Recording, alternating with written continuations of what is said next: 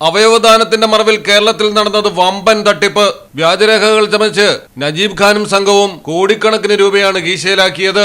വൃക്കയൊന്നിന് 20 ലക്ഷം രൂപ ആവശ്യക്കാരിൽ നിന്ന് വാങ്ങുകയും ദാതാവിന് 9 ലക്ഷം രൂപയുമാണ് കൊടുത്തിരുന്നത്. സംസ്ഥാനത്തിനകത്തും പുറത്തുമായി വൻ ശൃംഖലയാണ് പ്രവർത്തിക്കുന്നത്. പ്രധാന ആശുപത്രികളും ഉന്നതരും ഈ കോടികളുടെ കളിയിൽ പങ്കാളികളാണ്. ഗാസിയാബാദിൽ അതിർത്തിയിൽ നിന്ന് പിടിയിലായ മുഖ്യപ്രതി നജീബിൽ നിന്ന് അവയവദാനത്തിന്റെ കണക്കുകളും പണമിടപാടുകളും ഏജന്റുമാരുടെ വിവരങ്ങളും അടങ്ങിയ നിർണായക ഡയറിയാണ് പോലീസിന് ലഭിച്ചിരിക്കുന്നത്. ഏജന്റുമാരെ കുറിച്ചുള്ള വിവരങ്ങളെല്ലാം ഡയറിയിലുണ്ട്. ഈ വമ്പൻ തട്ടിപ്പുമായി ബന്ധപ്പെട്ട് ആശുപത്രികളിലേക്കും പല ഉന്നതരിലേക്കും അന്വേഷണം വ്യാപിപ്പിക്കാനാണ് പോലീസിന്റെ നീക്കം. അടുത്ത ബന്ധുക്കൾക്ക് മാത്രം അവയവം ദാനം ചെയ്യാൻ സാധിക്കൂ എന്ന നിയമം മറികടക്കുന്നതിനായി പല ആശുപത്രികളിലെയും ജീവനക്കാരുടെ ഉൾപ്പെടെ സഹായത്തോടെയാണ് പ്രതി വ്യാജരേഖകൾ ചമച്ചിരിക്കുന്നത്.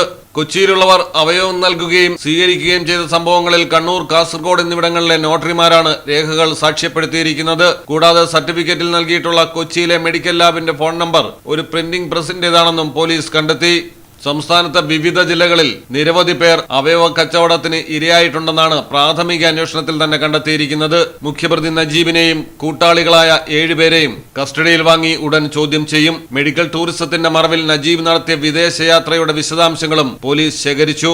മലയാളം ടെലിവിഷൻ, കൊച്ചി. നിങ്ങൾക്ക് എത്ര പേർക്കറിയാം നിങ്ങളുടെ കുഞ്ഞിന്റെ ആദ്യ കാതുകുത്ത് പവൻ ഗോൾഡിൽ തികച്ചും സൗജന്യമാണെന്ന്? പവൻ ഗോൾഡ്, തിരൂർ.